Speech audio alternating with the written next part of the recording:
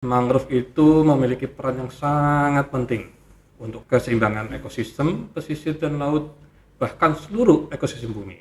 Fungsi mangrove itu apa Pak ya? Selain dia bisa menyerap karbon, kemudian bisa memberikan nafas untuk bumi ini Pak. Ya, 23 BPSPL Pontianak. Pasti, pasti, pasti. Halo sahabat Bahari, berjumpa dengan saya Roka Pratama dalam podcast BPSPL Pontianak. Pasti, pasti, pasti. Perkenalan singkat mengenai BPSPL Pontianak. BPSPL merupakan singkatan dari Balai Pengelolaan Sumber Daya Pesisir dan Laut yang merupakan unit pelaksana teknis dari Direktorat Jenderal Pengelolaan Ruang Laut, Kementerian Kelautan dan Perikanan Republik Indonesia yang mempunyai tugas melaksanakan perlindungan, pelestarian, dan pemanfaatan sumber daya pesisir, laut, pulau-pulau kecil, serta ekosistemnya secara berkelanjutan. Nah, di episode perdana kali ini, kita akan membahas mengenai Hari Mangrove Internasional yang bertepatan pada tanggal 26 Juli setiap tahunnya. Sobat Bahari pasti penasaran kan, kenapa kok mangrove itu bisa diperingati secara internasional? Nah, untuk menggali informasi lebih lanjut, kita kedatangan narasumber yang terhormat, Kepala BPSPL Pontianak, Raden Andri Indri Asworo Sukmaputro. Assalamualaikum Pak Andri. Waalaikumsalam warahmatullahi wabarakatuh. Ya, gimana Pak kabarnya Pak? Baik, alhamdulillah. Sehat Pak ya, alhamdulillah Ya, Pak ya. itu yang perlu, yang utama sehat lah kita. Ya. Dan kita tetap mengedepankan protokol kesehatan Pak ya, tetap Ya. menggunakan masker ini kita Pak. Betul, betul, betul. Dan juga jaga jarak ini kita. Siap, siap, siap. Ya baik Pak.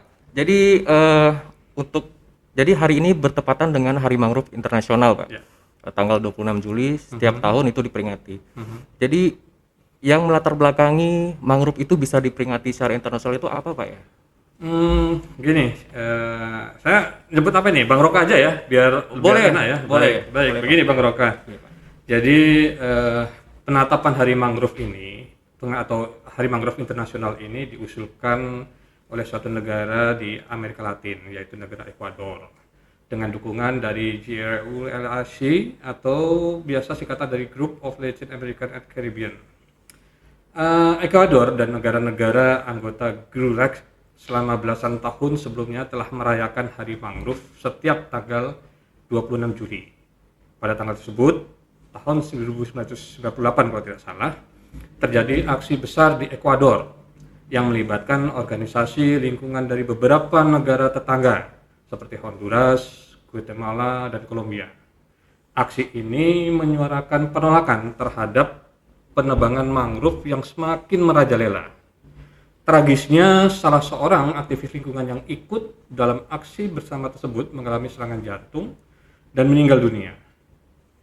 Kejadian tanggal 26 Juli 1998 ini menjadi momen emosional bagi warga masyarakat Ekuador dan sekitarnya, sehingga diperingati setiap tahunnya sebagai Hari Mangrove.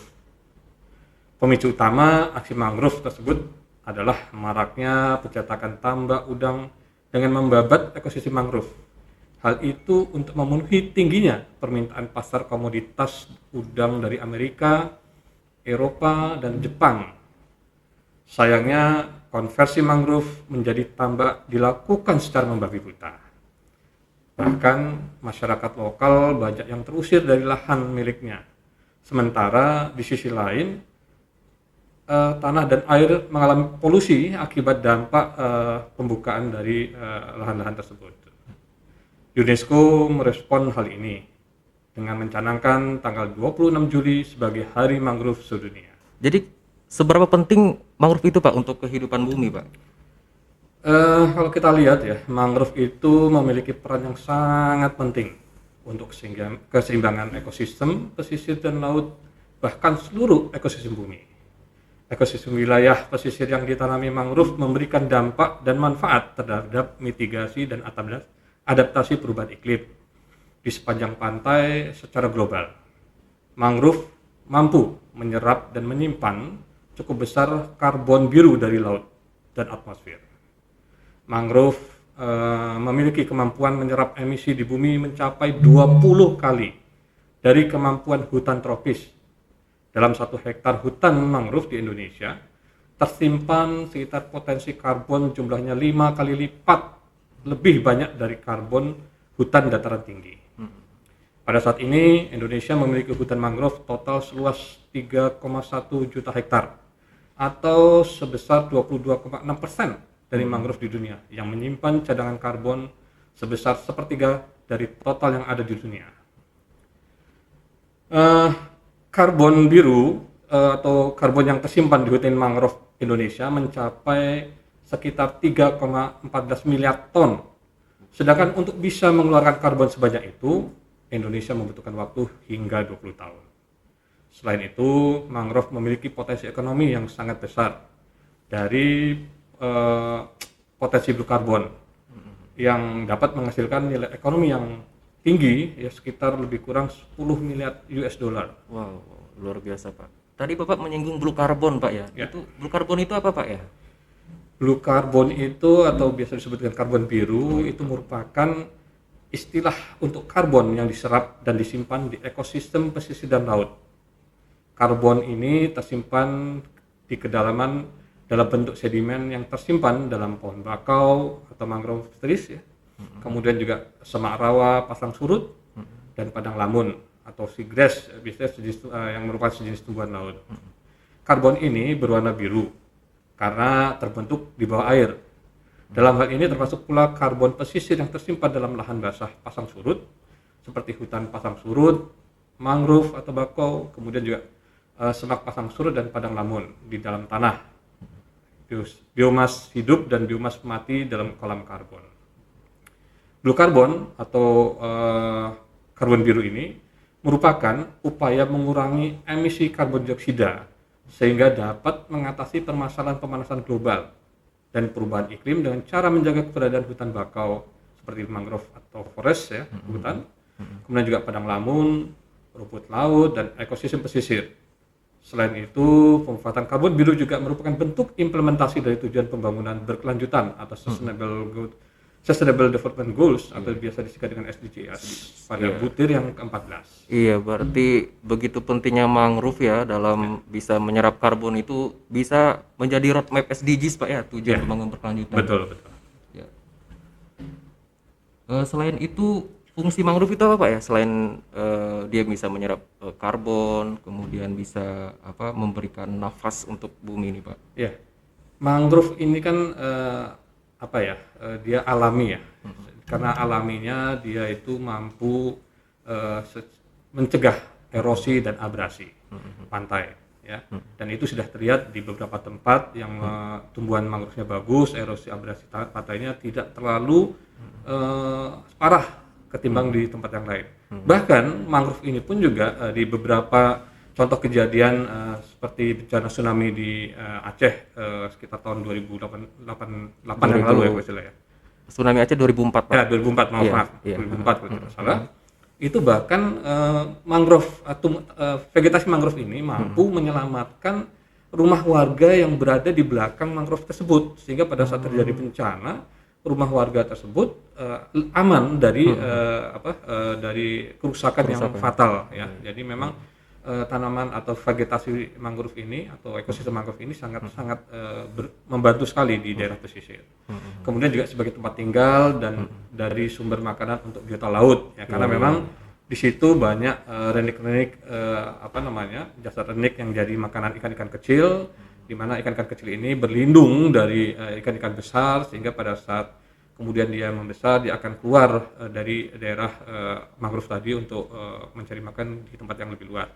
Intinya sebenarnya memang hutan mangrove ini sebagai tempat untuk bernaungnya sumber daya ikan ya. Kalau kita memelihara mangrove ini dengan baik, tentu kita bisa mendapatkan sumber daya ikan yang berlimpah karena memang anakan-anakan ikan semakin banyak di sana, kemudian akan semakin terlindung dan pada saatnya nanti dia besar dia akan keluar dan sehingga para nelayan bisa menangkap ikan-ikan tersebut. Betul.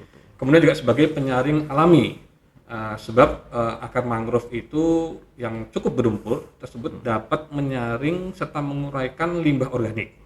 Ya, berbagai limbah organik dan organik pun seringkali terbawa oleh ombak yang dilepaskan ke pinggiran pantai. Sebagai contoh mungkin di Denpasar kalau tidak salah itu ada hutan mangrove yang memang difungsikan sebagai biofilter. Jadi pada saat air limpasan yang dari daratan dari kota itu sebelum keluar ke laut, dia akan terfilter terlebih dahulu di kawasan hutan mangrove tersebut. Nah, ini suatu hal yang bagus sekali sebenarnya kalau di setiap kota-kota kita di pesisir itu masih tetap bisa mempertahankan hutan-hutan mangrove itu. Betul. Karena ini sangat penting sekali untuk pemeliharaan kesehatan dari suatu wilayah di daerah pesisir tersebut. Mungkin itu. Iya Pak, iya betul. Jadi betul sekali Pak. Jadi emang mangrove itu juga menjaga kestabilan garis pantai Pak tadi Pak ya, karena dia mencegah erosi abrasi dan kata Bapak tadi sumber makanan, bahkan bisa insya Allah meningkatkan kesejahteraan nelayan Pak. Semakin lestari mangrove, makanan semakin banyak sumber ikan, nelayan semakin mudah menangkap ikan, dan itulah mungkin insya Allah sumber pendapatan dari para nelayan. Dan nah, kalau kaitannya dengan tugas fungsi BPSPL Pontianak Pak ya, itu peran BPSPL Pontianak dalam pengelolaan mangrove itu seperti apa Pak ya? BPSPL Pontianak mempunyai tugas melaksanakan perlindungan, pelestarian, dan pemanfaatan sumber daya pesisir, laut, dan pulau-pulau kecil, serta ekosistemnya secara berkelanjutan sesuai dengan ketentuan peraturan perundang-undangan Permen KP atau Peraturan Kelautan dan Perikanan Nomor 65 Tahun 2020 tentang organisasi tata laksana kerja pelaksanaan unit pelaksana teknis di lingkup Direktorat Jenderal Pengelolaan Angkatan Laut. Pada tahun 2016, BPSPL Pontianak melakukan penyerahan bibit sebanyak 50.000 bibit di Kabupaten Sikawang, 130.000 bibit di Kabupaten Bekayang, dan 50.000 bibit itu di Kabupaten Mempawah untuk penanaman mangrove. Kemudian pada tahun kemarin di 2020 juga BPSPL Pontianak melaksanakan kegiatan pemulihan ekonomi nasional atau disingkat dengan PEN melalui kegiatan penanaman mangrove dan pembangunan trekking mangrove ya, penanaman mangrove dilakukan di wilayah Kalimantan Barat dan Kalimantan Timur dengan total bibit sebanyak 572.920 bibit dengan total luasan yang berhasil kita tanam itu seluas sekitar 65,64 hektar.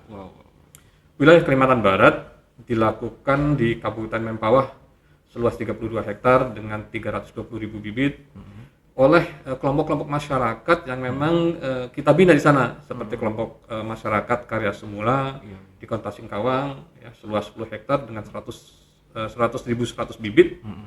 Kemudian juga oleh kelompok mangrove Pantai Harapan, kelompok mangrove Cahaya Sinar Mandari, dan Koperasi Produsen Perikanan Naram Jaya Abadi. Serta di Kabupaten Sambas seluas 10 hektar dengan 90.000 bibit oleh kelompok masyarakat pesisir Polarias Lakau. Sedangkan di wilayah Kalimantan Timur itu dilakukan di Kabupaten Penajam Pasar Utara sekitar seluas 13,64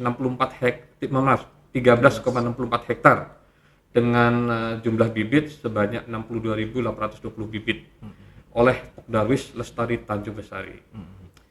Nah, sedangkan pembangunan trekking mangrove dilakukan di Kelurahan Setapuak Besar di Kota Sikawang, ya, Kalimantan Barat. Ini menggandeng juga perkumpulan Pudeli Mangrove Surya Perdana Mandiri. Infrastruktur yang dibangun menyerap kurang lebih sekitar 34 tenaga kerja dan 1.535 hari orang kerja. Ini diantaranya pembangunannya berupa gerbang atau gapura, kemudian juga trekking mangrove sepanjang 255,5 meter. Kemudian juga ada spot selfie atau swafoto yang ini biasanya digunakan untuk para kaum muda ini atau para kaum milenial atau para wisata yang ingin mengabadikan pada saat mereka berada di lokasi tersebut, seperti itu. Juga ada gazebo sentra kuliner yang dilengkapi dengan wastafel untuk cuci tangan. Nah, ini kan memang suatu hal yang mesti ada karena di setiap daerah wisata itu wastafel untuk cuci tangan untuk menjaga kebersihan di era masa pandemi seperti ini. Kemudian juga pemasangan lantai, papan tower dan tempat sampah ya, ini juga penting tempat sampah. Karena saya juga mengingatkan pada teman-teman para wisatawan maupun para milenial yang kebetulan hadir di daerah lokasi wisata itu harus bisa menjaga kebersihan. Ya, karena biasanya sampah-sampah, mohon maaf, plastik maupun botol-botol air mineral itu kadang-kadang dibuang sembarangan. Nah, ini bisa menutup dari akar-akar mangrove kalau memang mereka kebetulan berada di wisata mangrove tadi. Nah, kita berharap memang sampah yang dibawa pada saat untuk berpiknik itu harus juga dibawa keluar pada saat mereka sudah tidak lagi berwisata di sana. Kemudian juga trekking mangrove ini peresmiannya waktu itu melibatkan wali kota Singkawang, kemudian juga Kadis Pertanian, Ketahanan Pangan dan Perikanan Kota Singkawang, kemudian juga dari Komisi 2 DPRD Kota Singkawang, juga dihadiri oleh instansi internal KKP juga ya. Di situ ada teman-teman dari Balai KIPM Intekong, kemudian juga dari SIKPM Pontianak, kemudian juga Kepala PPN Pemangkat, dan juga dihadiri oleh Camat Singkawang Utara dan Lurah serta Besar. Baik Pak, tadi Bapak menyinggung tentang PEN Pak, Program Pemulihan Ekonomi Nasional. Nah, itu kira-kira sampai saat ini Pak, apa yang bisa dirasakan oleh masyarakat Pak? Alhamdulillah program PEN ini sangat membantu dalam peningkatan ekonomi masyarakat pada masa pandemi COVID-19 ini. Ya, karena memang masyarakat mengalami keterpurukan ekonomi ya, di saat-saat pandemi ini, karena memang hampir seluruh sektor di kita itu mengalami penurunan ya, termasuk pariwisata dan sebagainya. Kemudian juga dari penanaman mangrove dan pembangunan trekking ini, masyarakat yang terlibat dalam pekerjaan dapat atau menerima upah dari hasil kerja mereka. Ya, sekitar 7 hari setelah pembangunan trekking ya, setelah selesai, itu jumlah wisatawan kemarin kalau tidak salah dalam catatan itu mencapai sekitar 2.000 orang yang hadir ya, untuk mengunjungi Kelurahan Setapuk Besar ini. Kemudian juga dari tarif parkir kendaraan yang bermotor yang digunakan oleh para wisatawan tersebut misalnya, itu juga menjadi sumber pemasukan bagi para anggota Perkumpulan Peduli Mangrove Surya Perdana Mandiri. Kemarin dapat informasi terbaru Pak, jadi lokasi trekking mangrove itu menjadi lokasinya prewedding Pak. Ya itu jadi tadi ya, pengantin tuh betul. ada yang foto di sana gitu Pak. Betul, kan tadi ada lokasi untuk foto untuk selfie ya. Ya, alhamdulillah, artinya pembangunan trekking ini sangat-sangat bermanfaat bagi menunjang perkembangan perekonomian di sana. Berarti mangrove ini bisa mendukung pariwisata juga Pak ya?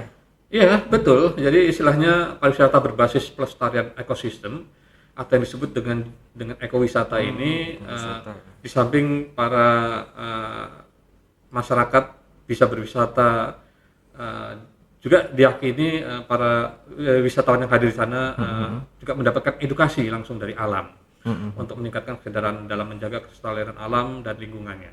Ya, karena setelah dilakukan pengelolaan dan sebagainya, itu banyak hewan-hewan yang hadir di sana lah gitu. Bahkan di beberapa tempat mungkin bahkan ada kera bekantan yang mungkin yang menjadi ikon di Kalimantan. Ya, betul. Kemudian juga Besvel Potana juga berperan dalam memberdayakan masyarakat untuk menegakkan upaya konservasi. Pada tahun ini baru kemarin pada bulan Juni, Besvel Pontianak di bawah Direktorat Jenderal Pengelolaan Laut menyerahkan bantuan pemerintah kepada kelompok pemerhati mangrove hijau lestari di Desa Angsana, Kabupaten Tanda Bumbu, Kalimantan Selatan, ya, untuk menunjang upaya mereka dalam menegakkan konservasi sekaligus mendukung ekowisata mangrove ya di sana. Bantuan diberikan senilai sekitar 94.589.500 rupiah dalam bentuk satu paket berupa perahu lumbung. Yang ini kemarin kami juga sudah mencoba menggunakannya, bisa menampung sekitar 15-20 orang ya. Dan juga ada 1 unit kamera yang untuk digunakan sebagai alat untuk pendokumentasian ya. Kemudian juga ada 1 unit GPS untuk mengetahui lokasi-lokasi mana saja yang menjadi perhatian di sana. Kemudian juga 1 unit teropong Basnel, ini juga berfungsi untuk melihat dari jauh ya kondisi-kondisi di mana, karena ini memang berada di kawasan konservasi masalahnya. Dan juga ada 1 paket papan informasi dan 20 unit pelampung. Karena pelampung ini juga berfungsi digunakan sebagai persyaratan standar bagi wisatawan yang akan menggunakan kapal bantuan tersebut. Karena kalau tidak, ya kan kita juga tidak ingin ada risiko lah seperti itu. Iya, karena keselamatan itu diutamakan Pak ya. Betul. Tadi Bapak ada menyinggung Kalimantan Selatan, Kalimantan Timur juga. Berarti kan BPSPL Pontianak kan wilayah kerjanya mencakup seluruh wilayah Kalimantan, Pak. Betul. Nah, berarti potensi mangrove itu sendiri di seluruh wilayah Kalimantan itu seperti apa, Pak? Jadi gini, kita ini kan UPT salah satu direktorat UPT dari Direktorat Jenderal Pengelola Ruang Laut ya. Wilayah kerja kita itu ada di Kalimantan, di seluruh Kalimantan, jadi di 5 provinsi.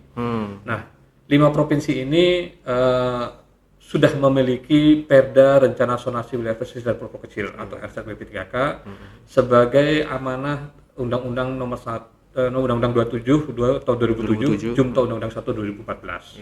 Jadi semua provinsi sekarang sudah memiliki dan bahkan sudah diperdakan.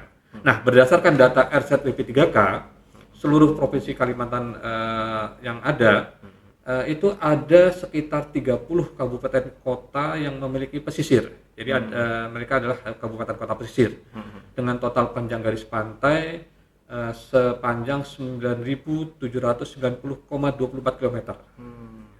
Kalimantan memiliki 778 pulau-pulau kecil dan juga ada 4 pulau-pulau kecil terluar. Ini pulau-pulau yang menjadi perbatasan antara negara Indonesia dengan negara tetangga. Kemudian juga luas kawasan mangrove yang paling luas ada di Kalimantan Tengah dengan luasan sekitar 346.540 hektar. Selanjutnya Kalimantan Timur seluas 244.437,32 hektar. Juga ada di Kalimantan Utara mangrove-nya seluas 180.981,7 hektar. Kemudian juga di Kalimantan Barat ya, ini juga seluas 177.479,52 hektar. Kemudian juga di Kalimantan Selatan itu ya ada sekitar 67.008,659 hektar. Nah, untuk jenisnya Kalimantan Barat memiliki jumlah jenis mangrove yang paling banyak se-Kalimantan. Ya. Jadi tepatnya di Kabupaten Kuburaya, di sana terdapat sekitar 33 jenis mangrove dari 40 jenis mangrove sejati yang ada di Indonesia. Keanekaragaman mangrove-nya sangat unik dan langka.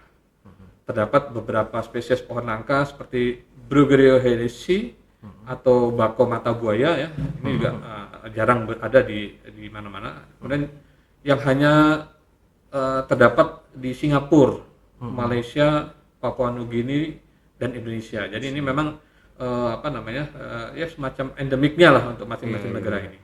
Kemudian juga serta Candelia candle atau langgadai betina ya, yang merupakan endemik juga Kalimantan dan Sumatera. Kemudian juga mangrove di Kalimantan Barat merupakan habitat dari bekantan atau Nasalis larvatus dan pesut Orcella brevirostris. Ini memang suatu anugerah lah untuk kita yang ada di Kalimantan. Kita memiliki hewan-hewan atau fauna-fauna ini yang luar biasa eksotiknya dan hanya ada di negara kita, khususnya di Kalimantan Barat ini. Iya. Mungkin sahabat Bahari juga perlu tahu ternyata pesut itu tidak hanya di Kalimantan Timur, Pak, karena kan pesut itu kan terkenal pesut mahakam. Betul. Ternyata di Kalimantan Barat juga ada. Jadi begitu besar nih potensi di Kalimantan Barat ya. Betul. Nah, tadi Bapak juga tadi Bapak berbicara mangrove sejati. Nah, mangrove sejati itu apa, Pak ya? Mangrove sejati. Gini, mangrove sejati itu adalah kelompok tumbuhan yang hanya dapat hidup di lingkungan yang masih dipengaruhi pasang surut air laut. Seperti di daerah pantai dan muara sungai ya, yang substrat dasarnya berupa unsur lumpur endapan atau aluvial. Mangrove sejati biasanya memiliki adaptasi khusus yang dapat menunjang kehidupannya di lingkungan mangrove. Adaptasi tersebut dapat berupa adaptasi morfologi seperti modifikasi akar dan daun serta adaptasi fisiologi. Di Indonesia itu tercatat lebih kurang sekitar 202 jenis mangrove. Di dalam hutan mangrove terdapat salah satu jenis tumbuhan sejati penting atau dominan yang termasuk ke dalam 4 familia, yaitu Rhizoporaceae. ya. Itu terdiri dari Rhizopora, Bruguiera, Sheriop ya. Kemudian juga ada Sonaraceae ya.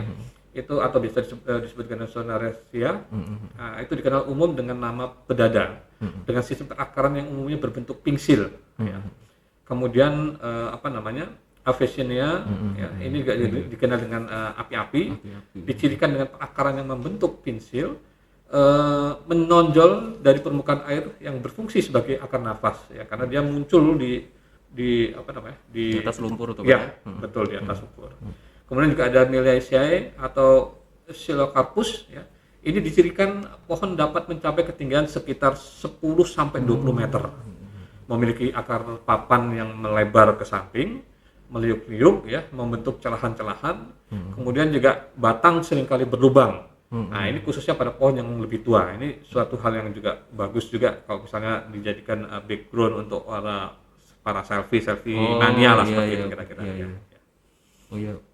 Ternyata banyak jenis Pak, sampai 202 jenis, tapi yang dominan itu 4 famili. Betul. Tapi kita juga tahu Pak, sahabat Bari juga perlu tahu ada namanya nipah Pak. Nah, nipah itu kayak seperti pinang-pinangan di sepanjang sungai, itu ternyata mangrove juga kan Pak ya? Betul.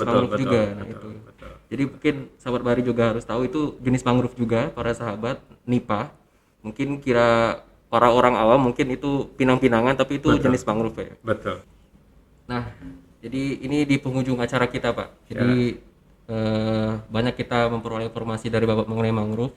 Nah, itu dari Bapak sendiri Pak, harapannya Pak di peringatan Hari Mangrove Sedunia ini Pak. Ya. Jadi gini, teman-teman sobat pasti ya, jadi Bang Roka dan teman-teman yang lainnya, peringatan Hari Mangrove Sedunia seharusnya menjadi refleksi kita bersama untuk tetap menjaga kelestarian mangrove ya. Perannya sangat vital bagi keseimbangan ekosistem kehidupan bumi, dan juga kita berharap pemerintah pusat, pemerintah daerah, dan seluruh lapisan masyarakat harus bersinergi dalam pelestarian mangrove ini. Mungkin itulah kira-kira yang saya bisa sampaikan. Baik. Ya, saya sangat sepakat sekali dengan pernyataan Pak Andri bahwa emang pelestarian mangrove ini tidak bisa sendiri-sendiri Pak ya, harus bersinergi. Betul. Antara pemerintah pusat, daerah, sampai seluruh lapisan masyarakat. Ya. Oke, baik Pak Andri, terima kasih banyak Pak atas waktunya yang sudah menyempatkan waktunya di tengah kesibukan Bapak nih Pak. Sama-sama. Sehat selalu Pak ya. Sehat selalu untuk semua, dan saya juga bisa mengingatkan pada teman-teman semua bahwa bagaimanapun juga di saat masa pandemi ini, walaupun kita sudah vaksin, ya ini untuk yang sudah vaksin, yang belum vaksin, ayo kita vaksin. Nah, kalau untuk yang sudah vaksin, tetap berhati-hati dan juga berwaspada dan tetap mematuhi protokol kesehatan. Betul. Setuju sekali, kita harus wajib mengikuti program pemerintah Pak ya. Betul. Ya, baik, demikian sahabat Bari di tayangan perdana kita mengenai Hari Mangrove Internasional. Banyak sekali tadi sahabat kita memperoleh informasi dari Pak Andri, dari filosofi dari Hari Mangrove Internasional.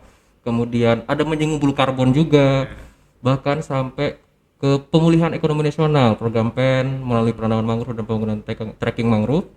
Kemudian juga tadi, nah kaitannya dengan tugas fungsi BPSPL Pontianak dalam pengelolaan mangrove, sampai apa yang diucapkan Pak Andri tadi adalah ini merupakan momen refleksi kita dalam menjaga kelestarian mangrove. Jaga bumi berarti kita harus menjaga kelestarian mangrove untuk memberikan nafas kehidupan dunia. Sampai jumpa di episode selanjutnya. Terima kasih. BPSPL Pontianak pasti.